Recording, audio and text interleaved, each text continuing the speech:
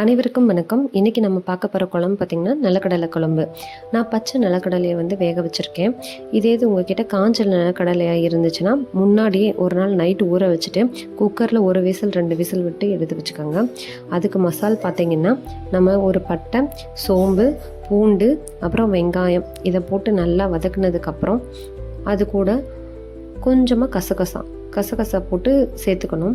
இது வந்து நம்மளுக்கு நல்ல ஃப்ளேவர் கொடுக்கும். இப்போ பாருங்கள் நல்லாவே வெந்துருச்சு. அதுக்கடுத்து வந்து பார்த்திங்கன்னா தக்காளி இதோட நான் ஆட் பண்ண போகிறேன்.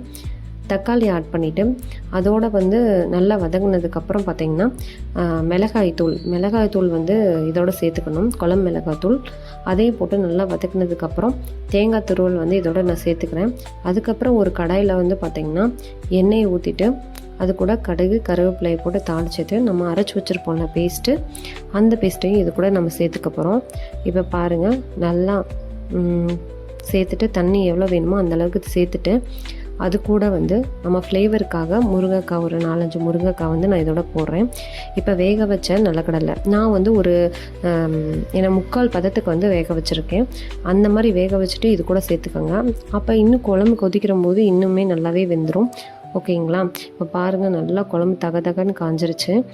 சூப்பராக, ஆனால் உண்மையிலே டேஸ்ட்டு வந்து இது சூப்பராக இருக்குங்க. நீங்களும் ட்ரை பண்ணி பாருங்கள். குழந்தைங்களுக்கு இது ரொம்பவே பிடிக்கும். நார்மலாக நிலக்கடலை கொடுத்தாலே குழந்தைங்க வந்து ரொம்பவே நல்லா சாப்பிடுவாங்க. இந்த மாதிரி குழம்பு இதை பண்ணி கொடுக்குறம்போது அவங்க இன்னுமே நல்லாவே சாப்பிடுவாங்க. இது சப்பாத்திக்குமே நல்லா சூப்பரான ஒரு காம்பினேஷனாக இருக்கும். நீங்களும் வந்து வீட்டில் ட்ரை பண்ணி பாருங்கள். நல்லா இருந்துச்சுன்னா இந்த சேனல்ஸ்க்கு ஒரு சப்ஸ்கிரைப் பண்ணுங்கள். Thank you very much. நெக்ஸ்ட் வீடியோவில் வந்து நம்ம பார்க்கலாம். தேங்க்யூ.